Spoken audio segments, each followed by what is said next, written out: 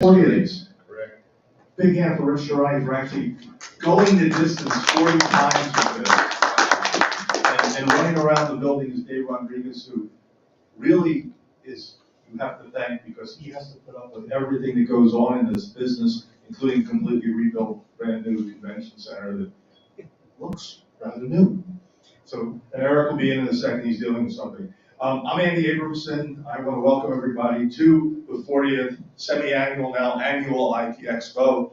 I write a blog sometimes called Weight Watch. I'm involved in exiting companies. We've done, I can always think now, 57 of them for about $6 billion of real money back to founders, investors, and executives. So that's what I do. I have fun moderating. And when Eric and I were talking about this year's IT Expo, I said there's a problem that all companies have. And the problem is getting visibility, because a lot of things have changed. So back when Rich and Jeff were putting on conferences in the early days of all this, there were probably 10 or 15 publications out there just covering telecom. There were reporters covering telecom. We had the industry analysts who would say, I'll see when I can get to you because we have so many companies coming to us to talk to us. This is in the earlier days of Gartner and Forrester and IDC and a bunch of other ones, that may still exist or may not exist anymore. But there were a lot of ways to get, and there were a lot of ways to get exposure, but more importantly, there were a lot of events. It wasn't just IT Expo, there was Bond that Jeff Pulver created, and there were others that were put on by publications that are no longer around, gone, like that. There was Econ that Serge Patel put on, and Lee Driver continued it. But there were many ways to get visibility. And what we want to talk about today, and I'm going to let our panel introduce themselves in a moment, is how you get visibility today and how things have changed. Before I introduce our panel, how many in the room today are in the executive suite of your company? What part of the executive suite? Owner. Co-founder. Co-founder. Anybody else? Executive suite? How many of you are engineers? Sales and marketing. Sales and marketing crowd. We go in that direction. Anybody in biz dev? No one in biz dev. Anyone in support? Anyone in sales? Not just sales and marketing, but sales, actually closing the deal. Okay, yeah. If you're a CEO and you don't have your hand up and you're not in sales, you're not going to be, you have to always. There's seats in the front of the room. Yeah. Please come up front. Those sitting in the back. Including you, Kevin. Come on. Let's go. Up front. Up front. Down in front. Come on. All right. So with that, let's get going a little bit. I'm going to start on the far end. We have Evan Kirstel, the voice that roars. Tell us who he is and what he does. Hi there, Evan Kirstel. I'm a content creator, I'm a tech influencer, industry analyst, live streamer, podcaster. So basically, I don't know what I do, but I am on social media, so let's connect and engage there. You are a social mediologist. I was like that. We steal like It's that. like the meteorologist. No one remembers what you said yesterday because they're worried about. Perfect. Perfect. I thought you were a tech influencer. Thank you. Thank you. The branding is working. Alan. Yeah, Alan Percy, I'm the Chief Marketing Officer at Telco Bridges. I've been rattling around the industry for 30 years. Come on, at least 35. Yeah, and let's see, Rich and I, one time, we were kind of had a throwback conversation. I think I missed one IT Expo, and I think it was due to illness, but yeah, that's what it is. So we've been here forever. But anyway, yeah, no, my role as Chief Marketing Officer for the company, of course, is helping them position the company to attract not only buyers, but also, in the investment community and others that are interested in the telecommunications space. Company's based in Montreal. I'm based outside of Buffalo, and the respite to come down here to Fort Lauderdale was much needed. So thanks, guys, for inviting me. Looking forward to the conversation. I'm Jeff Pulver. I've spent the last 3 years in my basement. I'm finally getting outside and dealing with people again. I'm very grateful to be here. For those of you who don't know Jeff, he started Bond. He also started the Bond series of conferences. And after Rich says something, I'm going to let you in on the first what's happening with you today. Go ahead, Rich. He did a lot more than that, but he's being very humble. You want to take another minute or two and just tell us a little bit more? No? That's all right. Okay, so I'm Rich Tarani. I am your conference chairman for the IT Expo Tech Super Show. Thank you all so much for being here. Okay, so what everyone has to realize is there was a point in time where these guys competed with one another. Yeah. Yeah. And we know, because we all spent a lot of money at both of their shows. Yeah. But this is the first time the two of them have ever been on a panel together. And this is a big deal. For those of you who've been in telecom as long as Alan and I and Evan, this is a big deal. When you are watching a moment in history that has never happened before. So I want to thank them both. And thank you for coming, because this is, in our industry, you have so many golden moments. This is one of them.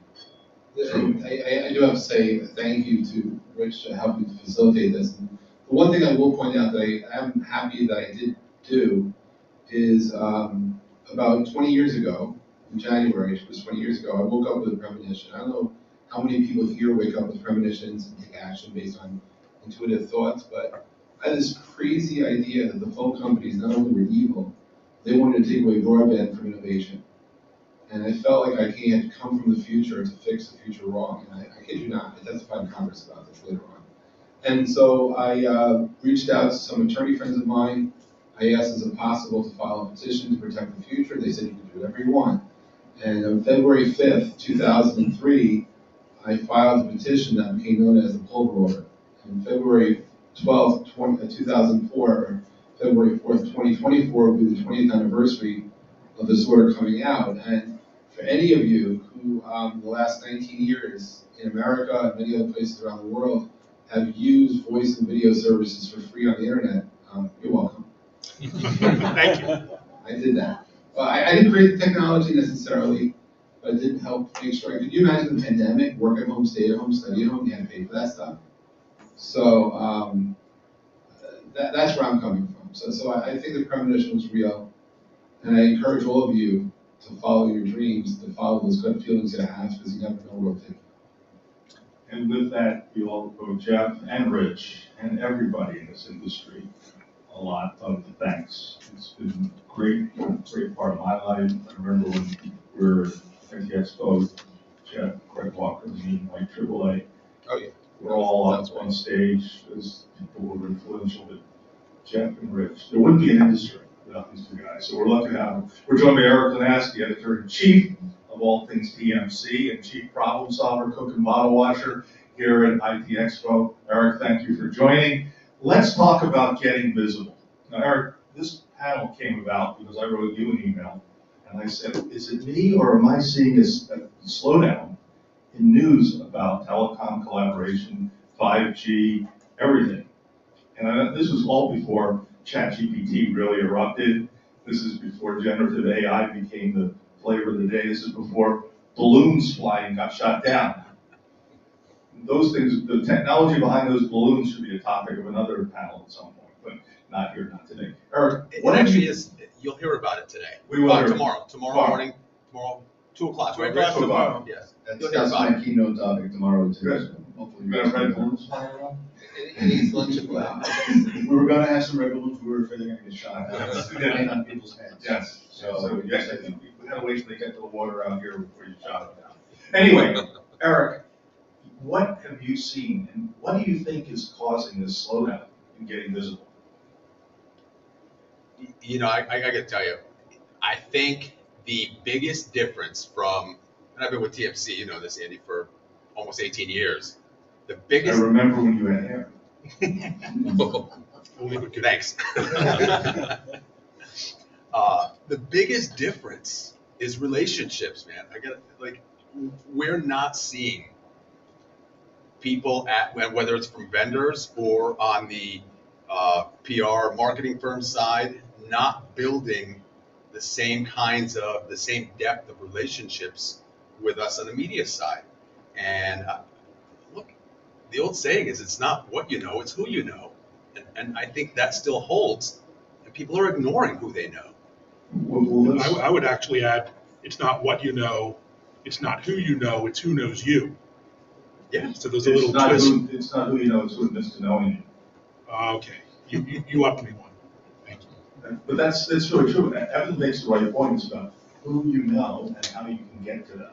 And Evan, as we were going back and forth in the panel, what are some of the ways that people reach out today versus in the old days? I would call up Rich and say, hey, can we have a briefing with so-and-so? I want to come by and if we get you on the phone and have you talk with so-and-so. Hundreds and hundreds of times we did. No one has time for a briefing. No one's been interested in a briefing. The reason I do a lot of podcasting and a lot of live streaming is I get who's who in the industry to spend an hour of quality time with me in public and in private for a few minutes before and after. But the idea of asking for a meeting for a sales rep, asking for a meeting, no one has time, no one has the interest. And so either in-person events like this or online like podcasting, live streaming, Twitter chats, LinkedIn audio chats, that's the way to get to know and connect them. That's the reality. And the idea behind the briefing was to make the reporter and the analyst look smarter, as opposed to simply asking questions that they don't necessarily know the answers to.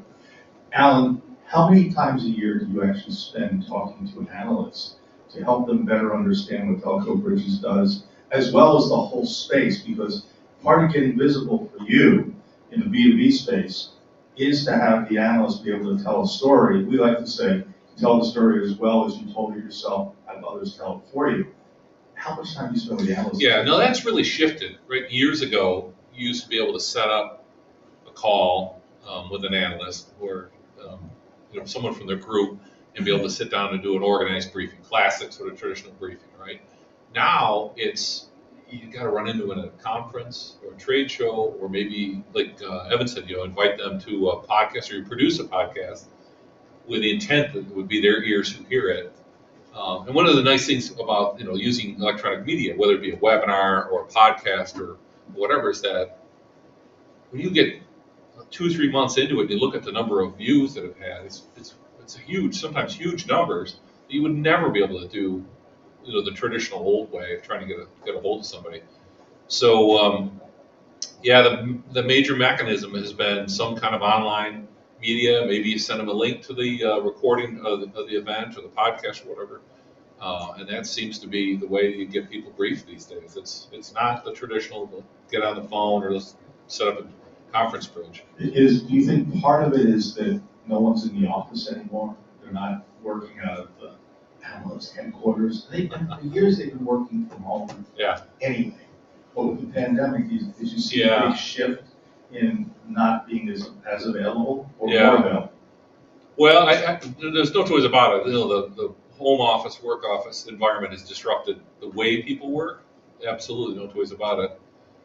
Just a thought, I layer onto that too. So I've built some personal relationships with some of the analysts through some of these conferences and meetings I've gone to the point where, the Green Bay Packers came to Buffalo, and who the first person I'm going to call is? It's Michael Brandenburg, who's a big, huge, Green Bay fan. I invite him and his wife to come spend the weekend with us. It's those kinds of that personal connection that builds a relationship, so that you don't need to ask for a briefing. Just hey, got a couple minutes, and you're able to get somebody. But that was all fostered through these conference kind of relationships. Jeff, I know you've got some really good thoughts about this. I have a couple, and I just wanted to add a third. So I'm just curious, of the people in this room, how many people consider themselves a Gen Z? How many people consider themselves a millennial? How many? And how many is basically either boomers or Gen Xers? So that to me is the answer to the question that really wasn't asked, which was, who's listening? One of the challenges of creating news is to have an audience that's tuned in. And the thing that's consistent is that, thank God we're still on this planet, we age. And over the last 15, 20 years, there are now other people in power, in some cases your kids, who are the ones that are decision makers to decide what's important, what's a priority, what is newsworthy. And that just because we're set in our ways and how we communicate, now there's no social media, but the way that we communicate has shifted. Now maybe not the way we communicate, but the way that other generations communicate in parallel with us, living on this planet at the same time. And by the way, things that are popping in their world we're ignorant of. And there's services that we could be creating that would be newsworthy if we only understood how to communicate with the people who are going to use them. And so that, I don't want to ignore that part of it. One second, Jeff. The other side of it is, the other thing that I think is, I was thinking about how to create something here that's newsworthy, thinking today is April 14th. It's all about love. I still stand before you 20 years later, 27 years later, that voice is and will remain the killer app no matter where technology takes us. Why? Because there's so much metadata in being able to tell someone, I love you, particularly in times of crisis. I lived during the pandemic, my mom passed away. She had Alzheimer's. I don't think she heard me the last time I said I love you and actually understood it, but I can go back to when she did it. And the intimacy of being able to share those moments with people, that to me is what it's all about. If you see the news about the earthquake that hit Syria and Turkey, I was in Tel Aviv, where I was shaking. Taking people out of the rubble and being able to say I love you to someone who's alive. I mean, it's those moments that we don't cherish. Not that we don't cherish enough, but it's those moments of communicating to say, hey, I'm okay. That's priceless. And the service and service providers that embrace love. Now, I'll just contrast that with our relationship with a lot of service providers. In our life, we have love and hate. Who do we hate? Utility companies? We do. I mean, we trust them and we hate them. If you look at, several years ago, I did consulting work with both AT&T and Verizon. The number twos in both companies admitted that their CEOs were hated. I suggested that if they were to be non-monolithic, that they were actually to be human, people would like them. They accepted the fact they're not liked. That's why they're working with me. And I felt that I was really upset with that. I said, why don't you guys allow yourself to be human? And so I think part of our challenge is humanizing those experiences, allowing our vulnerabilities to be showed, and allow love to come through. Because if we could find a way to share love, and remember, voice is the killer app, no matter where the technology takes us, we will matter. And if we could figure out how to bridge those generational gaps, now to Gen Y and beyond, we will be creating services that people will take note of. It's just that we're in an echo chamber.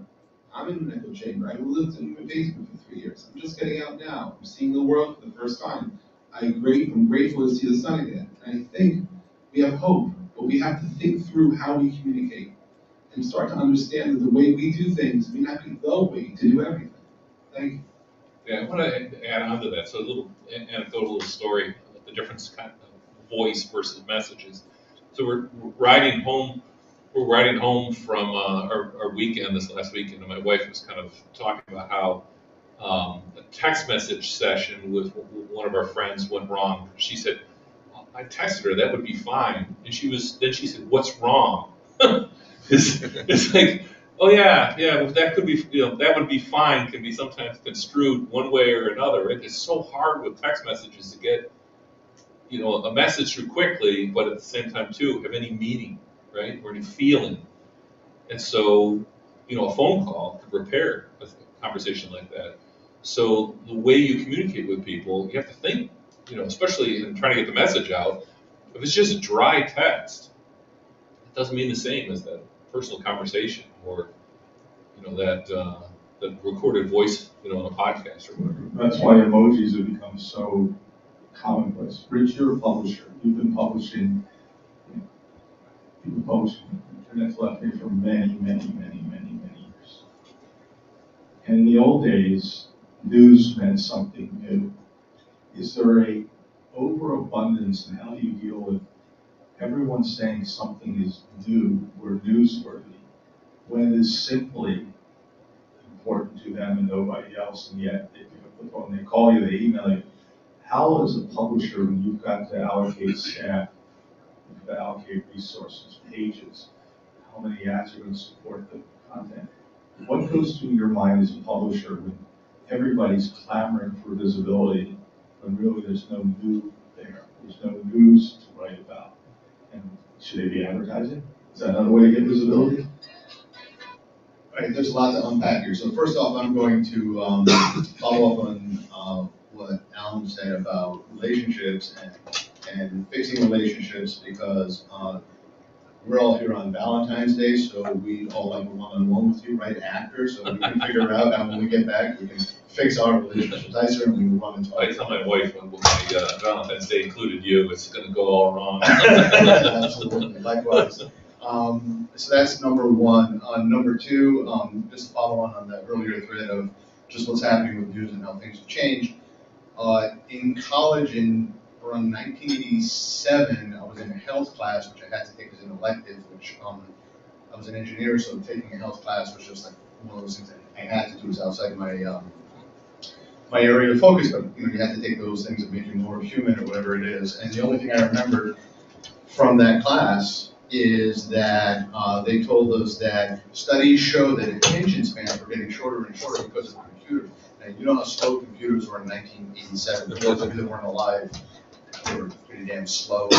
And well, what was happening was the rewiring of the human relationships and the human mind and the human response time that they would wait for a response. And you can notice sometimes if you're on a computer and then you talk to a person and you ask a question and they, especially if they're older and they take some time to answer, that you feel anxiety waiting for that answer. And if it's not you, at least it's me. That's how I feel. So you can live through me and feel that. If you can imagine how things have gotten faster and faster and social networks have gotten more bite-sized, where Twitter is now so common and people get news from Twitter and they interact on Twitter and other social networks are so quick, and TikToks are, let's say, on average 15, 20 seconds. Many of us scroll through headlines, and so the human brain has gotten used to smaller and smaller nuggets of information. Quite often I'll tell someone that I learned about XYZ topic and they'll say, oh, tell me more, and I'll say, well, I just saw the headline. And that's so common. I think our brains are now getting rewired, continuing to be rewired. If we're born into this, that's part of what's happened. And that explains, I think, on the other side, the supply side of the briefings and the analyst briefings. Let's say you have these analyst briefings for hours and hours and hours. What are they going to do with that information when most people don't care? They just aren't going to read it. Well, plus too, I mean, the press, let's be honest, has turned into a cut and paste world when it comes to press releases, Yes, right? critical thinking has been thrown in the garbage, and then that gets to what Andy's saying, where we are, Eric and I are overwhelmed with all these press releases on a daily basis, where everything is new, but it's not new because we've seen it 15 times, and I can tell you a lot of times there are new things at this show. They are relatively new, but Eric and I can tell you that there were 2 or 3 companies that went bankrupt in 2003 that also did this new and novel thing that these guys are doing. So it is novel from the standpoint that it's novel, but it's not novel because someone did it 20 years, 3 people did it 20 years ago. It's just they didn't make it through. So that goes to what Alan was saying about time.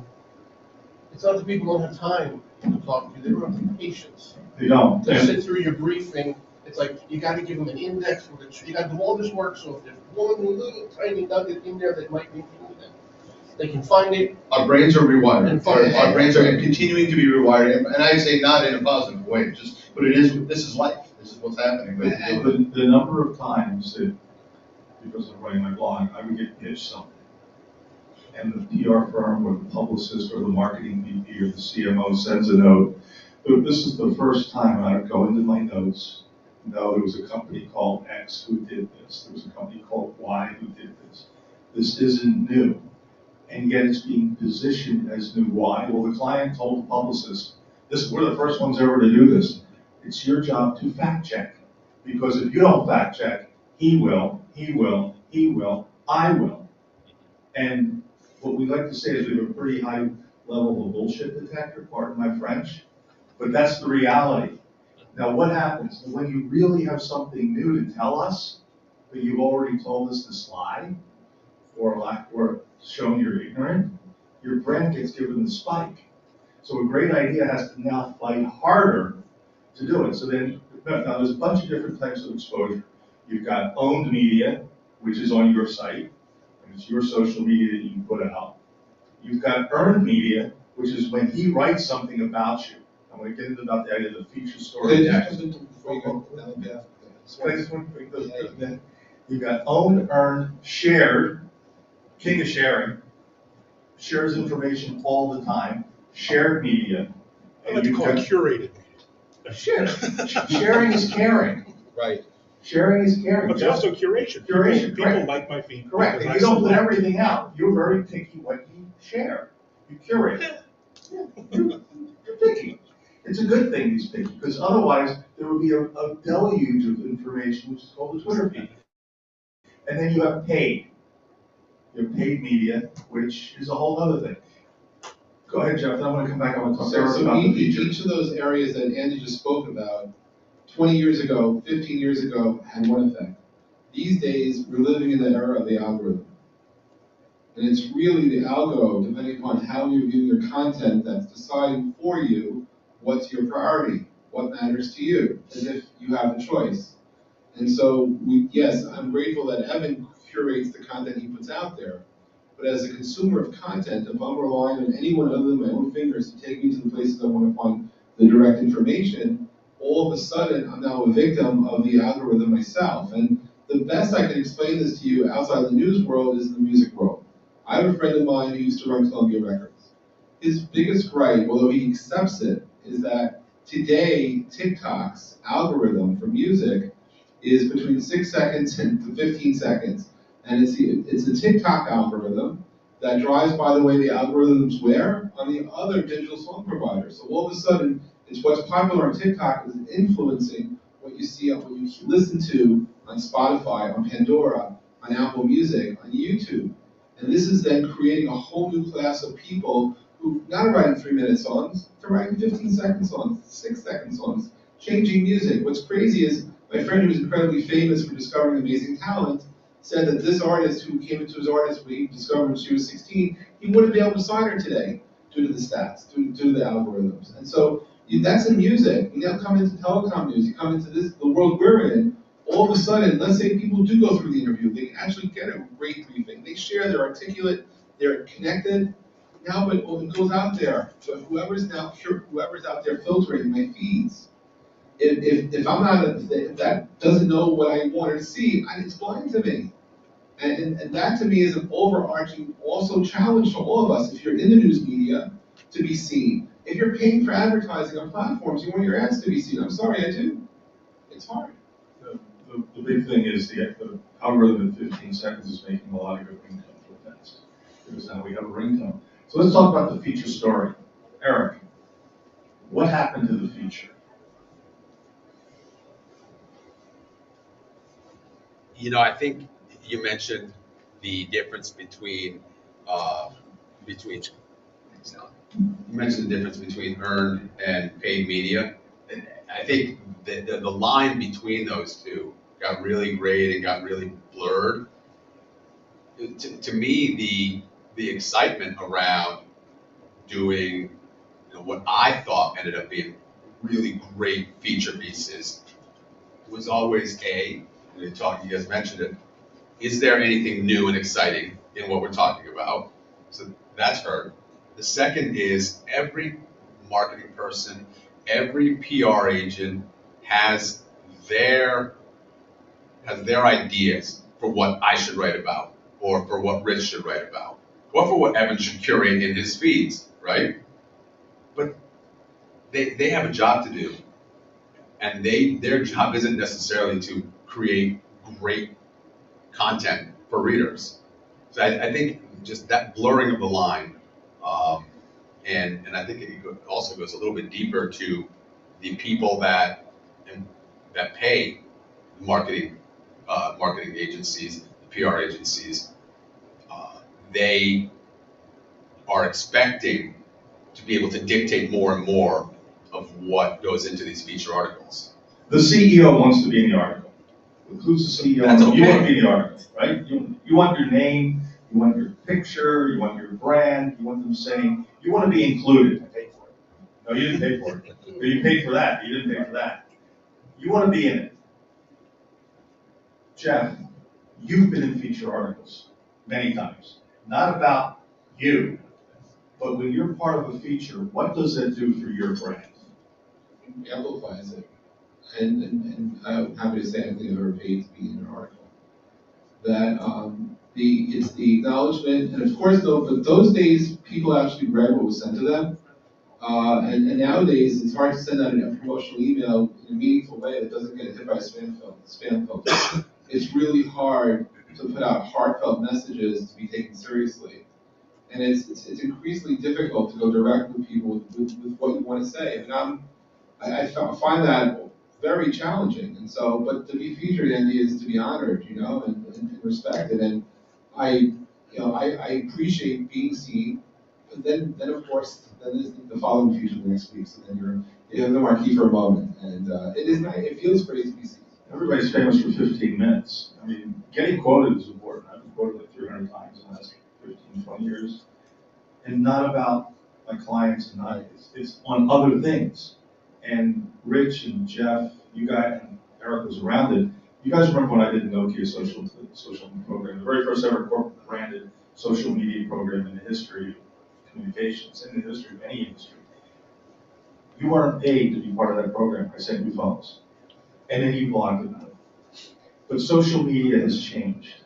It was honest back then. It was honest. Everyone said if you send somebody a $700 phone, that's bribery. And Matt Miller, who still writes for ZDNet, said, how dare you accuse me of taking a bribe? And he included the FedEx return air bill. We can send the phone back whenever we want to. No bribery at all if you got a FedEx air bill. Best thing I ever did was put that FedEx air bill in the box.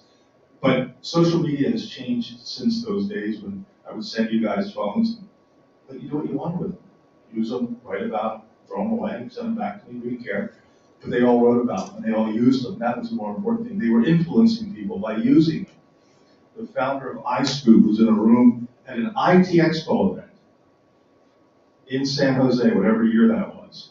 And Mark, I forget his last name, said, I can't believe what I'm seeing. And I said, what's that, Mark? He said, everybody using Nokia phones. I said, oh, you're talking about all the people in my blogger program? He goes, no, I'm talking about everybody else in the room who follows them, who's now using a Nokia phone. This was influence. It's changed. Evan, how has social media changed over the last 15, 20 years? Well, I guess we didn't need that program to disrupt Nokia. Steve Jobs, given his personality, his audience, the people who loved him, the people who followed him, the people who adored his work and style. I think what's changed is we now live in the attention economy. So, I read you have 8 seconds online to get someone's attention, whether it's your social profile, your blog, your article. And if you don't get that attention within those 7 seconds, people move on to the next thing. So you literally have to change the way you're getting noticed. We're talking about lots of challenges and roadblocks here, but the opportunities are immense. I mean, the live stream that we're doing now will get 2 to 3 million reach impressions this morning. So you have to create content not for the people who are in the room, not for just your community, your audience, but the wider world, and let the algorithms decide, okay, how am I going to deliver it and to whom? And that could be a spoken word, the audio word with podcasting. Every podcast you do that gets put in the Google Play Store gets indexed by Google for SEO. Every live stream that you push out, the algorithm saying, wait, this is a live stream? I'm going to show this to a lot of people because I want eyeballs, attention, etc. So you got to take advantage of these new modern platforms. Every video that goes into YouTube is indexed by Google. Using Google's own, this is a great point that Evan brings up, I'm glad he brought up about podcasts and Google. Everything you put into the Google universe, Google looks at first. If you're into SEO and you're not doing things to put you into, this is not getting visible, he just gave away a great nugget. Podcast, Google, index, SEO, top of the heap, without paying. YouTube, video, index, Google, top of the heap. So if you're not doing that to get visibility, you're not going to be found. You're going to be on page 15 of the search engine. You want to be somewhere on the first page of the search engine. Yeah, Andy, so in fact, real world experience on our part, 4.5 years ago, we're trying to figure out how to get the Tucker Bridges brand some exposure. We hatched the idea of doing a series of webinars that are educational content. Right? The idea is to invite people live to come to the event. And one of the little things we stumbled into is inviting guests to join us as part of that. But we usually chose fairly influential guests, right? That would have some amplification factor to the events. And we just crank one of these out every month, month after month after month. And now you skip ahead 4.5 years, there's some 55, 60 of these recorded webinars out on YouTube, and they get thousands of views. You know, we did one on how, you know, what is SS7? Now talk about technology that almost no one knows what it is, right? It's one of our most popular videos because the next generation has to figure out how to get their telecom application connected to the real world, which still has SS7 in it, right? And that's left these branding imprints. But those YouTube algorithms have amplified, you know, many of these videos to reach far more people than we ever could have with trying to do a live webinar or try to do you know, set up a live event or what, you know, do a session at one of these conferences. But yeah, it's about producing content, getting it into the YouTube's algorithms, and just having, you know, having the algorithm do it for you. We talk about social currency in the industry. And what Alan's talking about is using social currency. The social currency of the guest and their audience to follow you, to tune in, to watch. That's really important because now what you're using is somebody else's built-in follower list. And then it turns into who, because in social media, one of the big misnomers is it's not how many, it's who. You want the right followers. If you've got a product that only goes to 100 companies, you want to figure out how to get those 100 companies, who are the people they follow? That's who you want to get to. It's not about a million followers like everyone believes, because do they even have the ability to buy what you're selling? Do they have the ability to influence somebody who can buy what you're selling or open the door to you? So it's a matter of, you need a big audience to get to them, but what you want to constantly do is fill that funnel up by getting visible with those millions, and then zero in, and bring it down and get them into your funnel and have your social currency begin to increase in value. One misnomer of that is I've had almost 500,000 followers on Twitter for a very long time. It didn't hurt that I was an original investor in Twitter. And then one day when Twitter had a recommended the follow list, I was one of the people. It was like I literally grew about 350,000 in about 2 weeks. And now it's maybe down to 450,000. But no one sees my tweets. I stopped tweeting for a long time. Why? Because unless I pay to amplify my tweets, the people who follow me don't see it. The same thing with posting on LinkedIn. I'm very grateful. I have 30,000 connections on LinkedIn and I don't know 20, 30,000 followers. Guess what? If I don't pay LinkedIn, I don't get my posts amplified. Same thing with Facebook, because business models. You see, when social media was raw and rare and new, I happen to be a guy who loves sunrises and sunsets. Call me crazy. But I would put out a tweet walking down the beach of a sunrise I just watched. And crazy enough, I would get a tweet back from someone on the other side of the world who's experiencing a sunset. I call that a magical moment. And that was fun for me. And then one day I would tweet and no one would reply back because all of a sudden my tweets were being curated. Not by the people who were following me, but by the platform. And that happens on Instagram, Facebook, happens on LinkedIn, it happens across the board. So as an influencer, sure, I have great numbers, pay me, sure. But reality is that just because I participate, unless people make it a point to check me out, I can't really help anyone.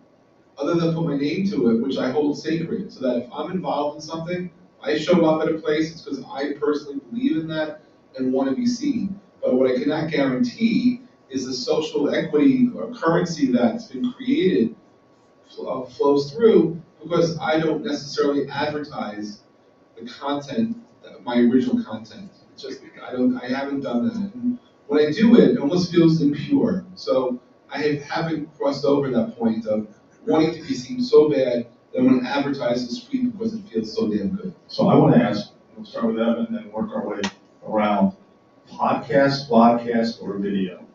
Which one right now is the best way to get visible? Do you do a voice podcast? Do you do a podcast with video? Do you do a webinar? How do you do video shorts? What works best? All the above. All the above. And I say that because the platforms allow you to reuse and repurpose, redeploy content. So the live stream I'm doing now, I'm plugging StreamYard, but I'm using StreamYard, creates a live stream video that then allows you to take the audio tracks and repurpose them into a podcast, allows you to take the video content and repurpose it into reels and short form content. You can transcribe it and turn it into a blog, put the blog into ChatGPT and create tweets and posts, and the circle of flywheel goes on and on. So it's never now and or, it's and in terms of all the different content types and the platforms. So let's break this down. I'm gonna, Eric, you're the content guy, you're the editor. Evan just produced video content, podcast content, short text content, headline summaries, editorial content. He now comes to you and says, I've got these 5 elements. What do you do with them?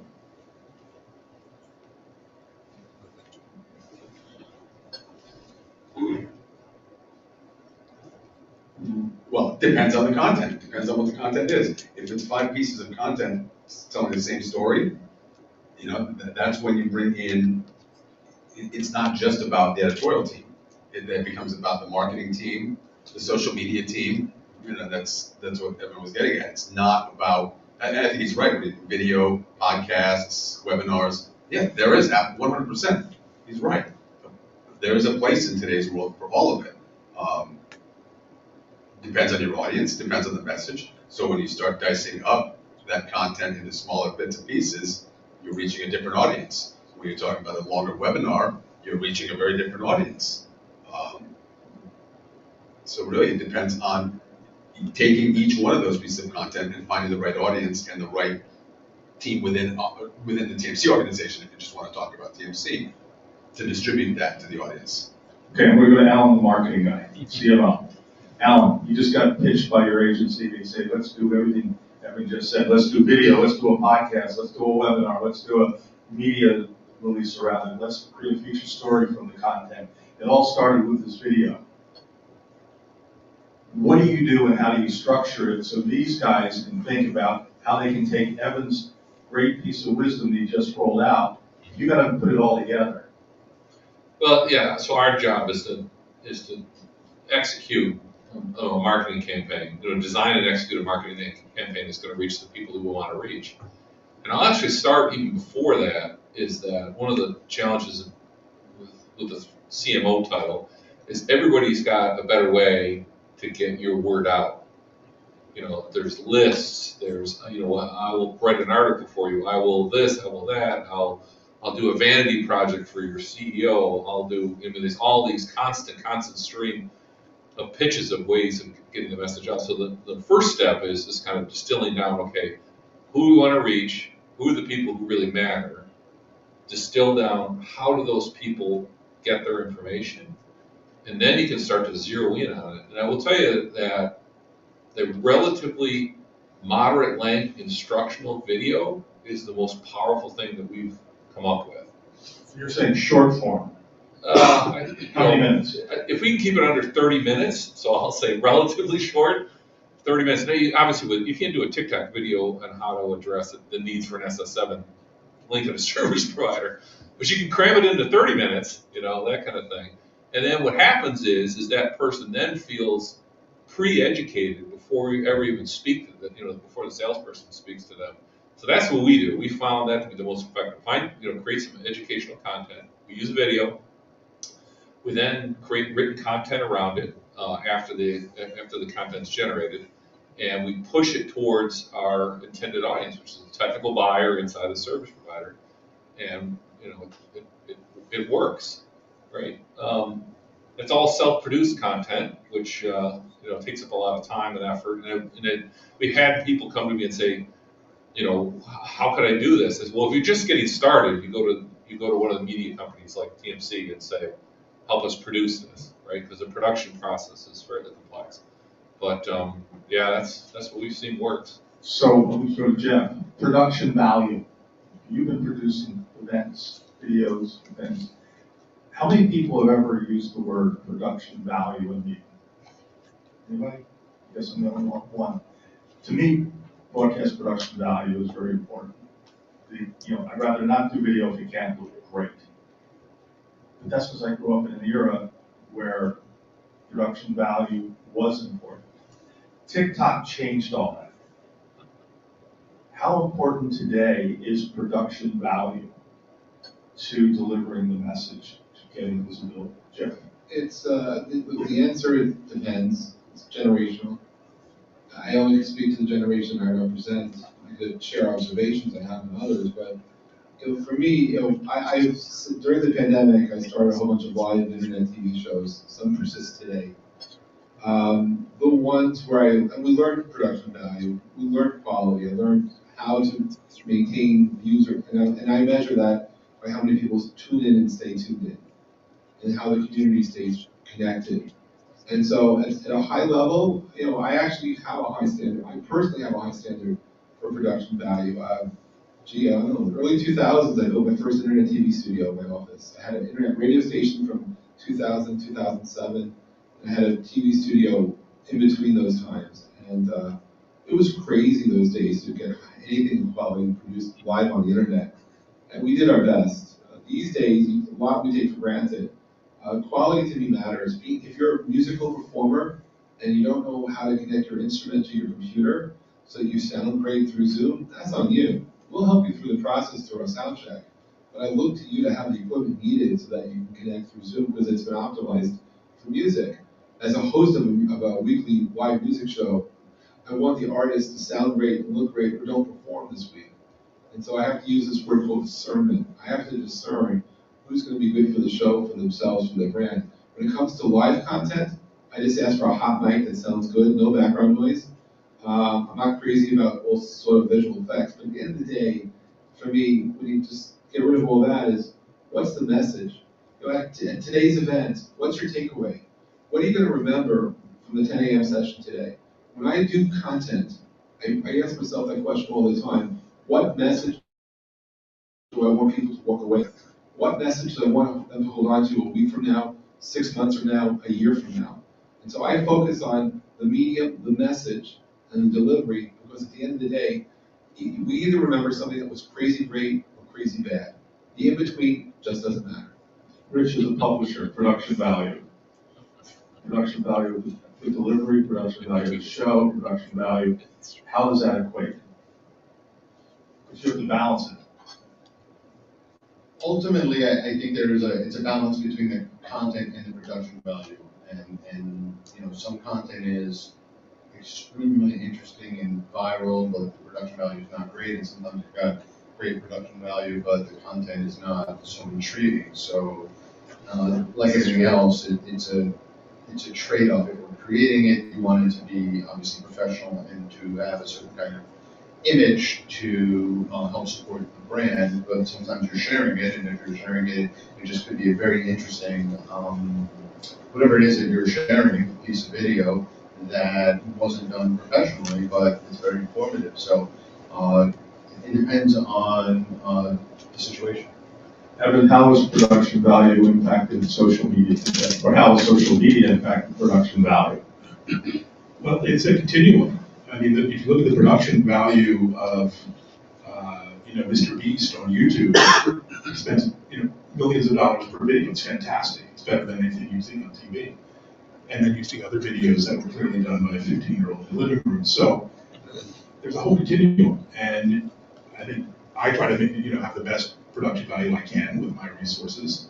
But that doesn't preclude other people doing it better or worse. So I think for our audience, it's a matter of, okay, what's minimally viable, what's the best audio, video, setup, editing you can do, and get it, like Jeff said, get it out there, let the audience decide. It's gotten cheaper though. It's being free. It's being free, but production is now on everybody's phone. Production is now on You your can do 30 laptop. frames per second, 1080 without thinking about it. Back when we had those Nokia phones, it was really hard to maintain 30 frames a second. For those of you old enough to remember CUCV back from 1994, I think we got 5 to 7 frames per second on a Unix machine. We were changing the world. And back then we were 120 by 160 black and white images. So we've come a long way. One of the very first experiments on the internet back in the late 60s and early 70s were two things: voice on the net and video on the net. Things that were experimental, we now take for granted in our day-to-day lives. The fact that the iPhone continues to evolve, competes with Google, which continues to evolve, means on your devices here, you have the ability to broadcast better than we have television studios for many years. It's all there. We need to learn how to use it, but we can technically do stuff. Ironically though, some of the most interesting viral videos to me have poor production values, but there's a message in there, which is why it went viral. And with that, we're going to say thank you to our audience. We have run out of time, guys. Oh, wow. Yeah. So, Time no flies. Q&A, but a great panel. Eric, Evan, Alan, Jeff, Rich, thank you so much. Give it up for Andy, come on. Yeah. Thanks, Andy.